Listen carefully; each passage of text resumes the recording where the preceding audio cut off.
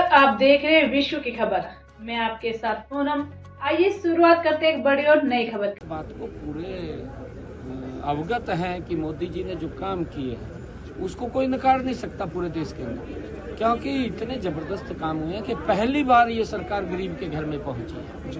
नहीं, आज तक तो गरीब तो देखता रहता था सरकार कहाँ है, दिखाई नहीं देती थी सरकार, परंतु अब गरीब व्यक्ति को ये लगने लगा है कि जब से मोदी जी 2014 से प्रधानमंत्री बने हैं कि एक्चुअल में गरीब की अगर किसी ने सुध ली है या गरीब के बारे में विचार किया है तो ये नरेंद्र मोदी डबल इंजन की सरकार ने विचार किया और उसका परिणाम है कि अंतिम छोर तक गरीब के घर तक योजना पहुंचाने का लाभ नरेंद्र मोदी की सरकार ने किया है।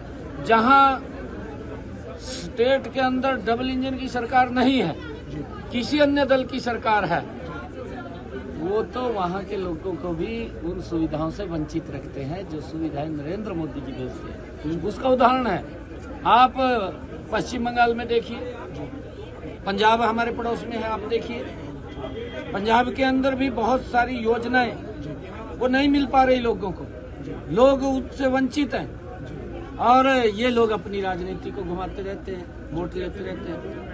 कई योजनाएं तो हिमाचल के अंदर भी, क्योंकि वायदे तो करे हैं कांग्रेस ने, वायदे तो किसी ने रोका नहीं, परंतु पूरे नहीं किए, वायदे करके वोट ले लिया और फिर उनका शोषण करें। अब तो आप आश्वस्त है सर एनडीए? बिल्कुल, महाराष्ट्र के अंदर भी दूसरी बार बहुत बड़े मैंडेट के साथ आदरणीय नरेंद्र मोदी जी के नेतृत्व के अंदर एनडीए सरकार बन रही है, डबल इंजन की सरकार बन रही है। झारखंड में बन रही है, क्योंकि मैं जीरो ग्राउंड के ऊपर रहा, लोगों का एक बड़ा जोश, जो उत्साह, आम पब्लिक, क्योंकि मोदी जी की नीतियों से बड़ा प्रभावित है और वहाँ पर जो 2.5 सालों के अंदर हमारी सरकार ने काम किए हैं वो ऐतिहासिक काम है। उसकी चर्चा आम व्यक्ति कर रहा है कि कांग्रेस तो खाली वहाँ पर इन्होंने नाम तो दे दिया उसका अपना महाविकास अघाड़ी, पर वो महाविनाश अघाड़ी है। ये कांग्रेस ने एक नाम दिया अपना महाविकास अघाड़ी, ये महाविकास अघाड़ी नहीं, ये महाविनाश अघाड़ी है। और इस प्रकार के लोग उसमें चिपटे हुए हैं जिनके ऊपर भ्रष्टाचार को लेकर के सब एफआईआर दर्ज है, फिर कहाँ विकास की बात करें। बहुत शुक्रिया सर। ये कार्यकर्ताओं के दम के ऊपर ही सरकार आई है। आदरणीय मोदी जी और डबल इंजन सरकार की नीति है जो मजबूती से नीचे तक पहुंची है और उसकी चर्चा हमारे कार्यकर्ताओं ने घर घर जाकर के की है। उसका परिणाम है, उसको लेकर के अलग अलग जो जिम्मेवारी जिन कार्यकर्ताओं को जहाँ जहाँ दी गई थी उन सबसे बैठ करके बातचीत हो रही है। अभी हमारे कोर कमेटी के सभी पदाधिकारी थे, उनसे बातचीत हो रही थी, क्योंकि एक मेंबरशिप का बड़ा अभियान सदस्यता ग्रहण का चल रहा है, उसको लेकर के अलग अलग जिम्मेवारियाँ भी सौंपने का डिस्ट्रिक्ट वाइज काम किया, ताकि जो टारगेट मेंबरशिप का लिया है 50 लाख को लेकर के कई ऐसे विषय होते हैं, उन विषयों को भी हमने।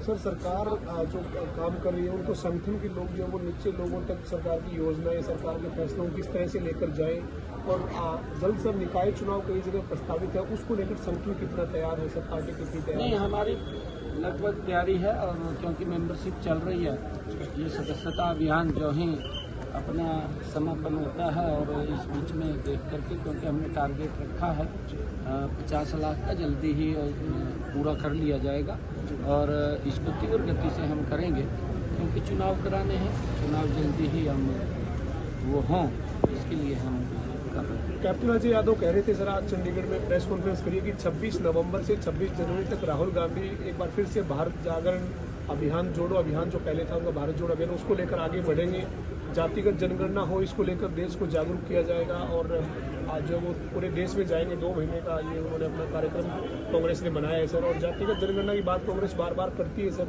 आप क्या कहेंगे सर? देखिए, क्योंकि मेरा जो मानना है, कांग्रेस 50-55 साल तक सत्ता में रही और कांग्रेस ने जो अपेक्षाएं देश को कांग्रेस से थी वो पूरी नहीं कर पाई। उन्होंने बेशक अपनी अपेक्षाएं पूरी कर ली हों, कांग्रेस के नेताओं ने, कांग्रेस के लोगों ने, उन्होंने शायद अपनी अपेक्षाएं पूरी कर ली, परंतु देश को जो अपेक्षाएं थी उससे देश वंचित रहा है। अभाव था हर चीज का, ये कैप्टन साहब को भी मैं तो आप सबसे कहूँगा कि आप सब जागरूक पत्रकार हैं।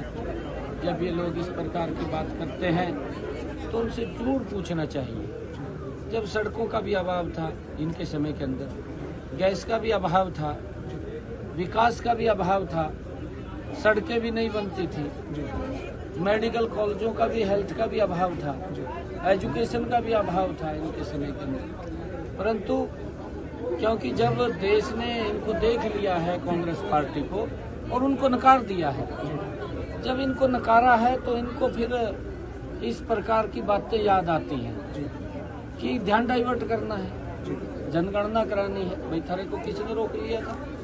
55 साल तक रहे हैं और ये भी मंत्री थे उस सरकार में, आवाज उठानी चाहिए थी भाई जी जनगणना कराई जाए। परंतु जब तो ऐसा लग रहा था अभी वोट तो ले लेते थे, पिछड़े का भी शोषण करते थे और एससी का भी शोषण करते थे, आम व्यक्ति का भी शोषण करते थे, तब तो ध्यान नहीं रहता था भी वोट दे रहे हैं हमें। अब जब उन्होंने नकार दिया, अब कई प्रकार की बातें इनके ध्यान में। सर, झारखंड और महाराष्ट्र को लेकर क्या कहेंगे? आप भी चुनाव प्रचार में गए थे सर, वहाँ के लिए नतीजों के लिए कितना आश्वस्त है? हरियाणा का असर